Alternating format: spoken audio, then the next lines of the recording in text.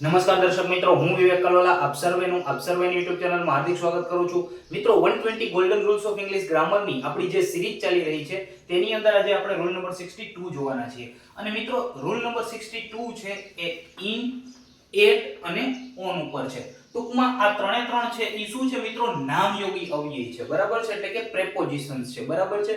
તમને ખ્યાલ હશે કે પ્રી પ્લસ પોઝિશન, બરાબર છે, એટલે કે કોઈ વ્યક્તિ, વસ્તુ કે પ્રાણીની જે પોઝિશન હોય, બરાબર છે, તેને દર્શાવવા માટે તેની પહેલા લાગે છે.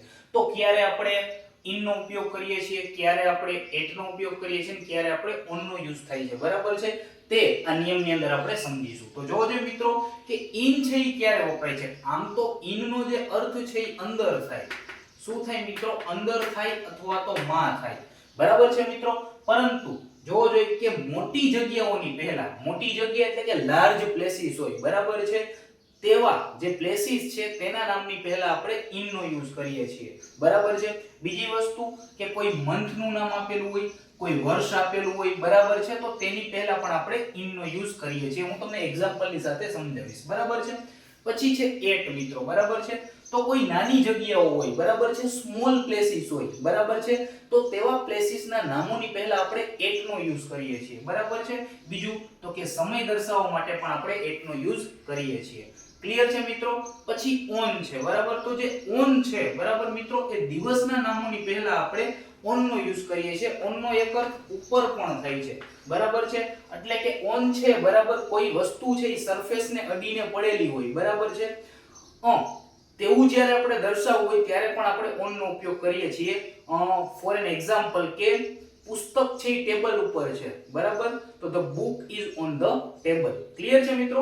આવી રીતે. તો જોવો જોઈએ હવે કે મોટી જગ્યાઓ છે, બરાબર, એટલે કે જે લાર્જ પ્લેસીસ છે એની પહેલા આપણે ઇન નો યુઝ કરીએ છીએ, અને જે સ્મોલ પ્લેસીસ છે તેની પહેલા આપણે એટ નો ઉપયોગ કરીએ છીએ. જેમ કે હું તમને એમ કહું, બરાબર છે, કે મોરબી છે એ એક મોટું સિટી છે, બરાબર છે, પણ હરિઓમ પાર્ક છે એમાં એક નાનું, ટૂંકમાં એક શેરી છે અથવા તો સોસાયટી છે, બરાબર છે.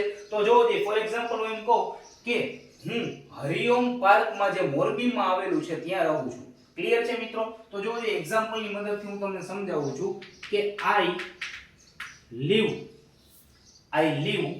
Dash Hariom park, I live dash Hariom park dash Morbi, બરાબર છે મિત્રો. તો જોવો જોઈએ કે મોરબી એક મેગા સિટી છે, મોરબી છે એ એક લાર્જ સિટી છે, પરંતુ હરિઓમ પાર્ક છે એ એની અંદર આવેલી એક નાની સોસાયટી છે, બરાબર છે.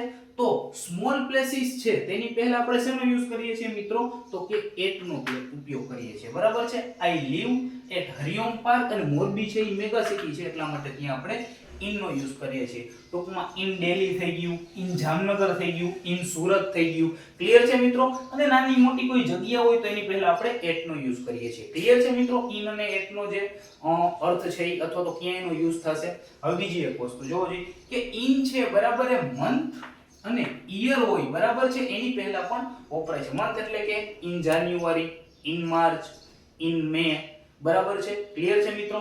તેવી જ રીતે માની લો કે એવું લખેલું હોય, બરાબર છે, 2026, તો ઇન 2026 આવી રીતે લખાય, બરાબર છે, ઇન 2026, બરાબર છે, ઇન 2020.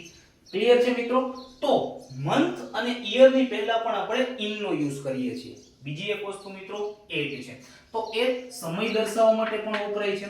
એક્ઝામ્પલ તરીકે હું એમ કહું, બરાબર છે, કે 5 pm, બરાબર છે, તો આ સમય થયો તો એની પહેલા શું લાગે મિત્રો? at 5 pm, બરાબર છે. અથવા તો હું એમ કહું, બરાબર છે, કે 4 o'clock, બરાબર છે, 4 o'clock, તો એની પહેલા પણ શું આવશે મિત્રો? at આવશે, at 4 o'clock.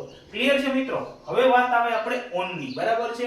તો દિવસના નામોની પહેલા આપણે ઓન નો ઉપયોગ કરીએ છીએ. દિવસના નામ એટલે મંડે, સન્ડે, ટ્યુઝડે, વેન્સડે. ક્લિયર છે મિત્રો? તો તેની પહેલા આપણે શું લગાડીએ છીએ મિત્રો? તો કે ઓન લગાડીએ છીએ. જેમ કે ઓન મંડે થઈ ગયું, બરાબર છે, ઓન સન્ડે થઈ ગયું. ક્લિયર છે મિત્રો? તો ઓન નો એક તો આ ઉપયોગ થાય છે. બીજો ઉપયોગ શું થાય છે કે જ્યારે કોઈ વસ્તુ છે કોઈ બીજી વસ્તુ સાથે અડીને એના ઉપર પડેલી હોય ત્યારે પણ આપણે ઓન નો યુઝ કરીએ છીએ. ક્લિયર છે મિત્રો? તો આ હતો ઇન, એટ અને ઓન. આશા રાખું છું તમને રૂલ નંબર 62 હું બહુ સારી રીતે સમજાવી શક્યો છું. જલ્દી જ મળીશું આપણે રૂલ નંબર 63 ની સાથે. ત્યાં સુધી જય હિન્દ, જય Bharat, take care, good bye, thank you so much.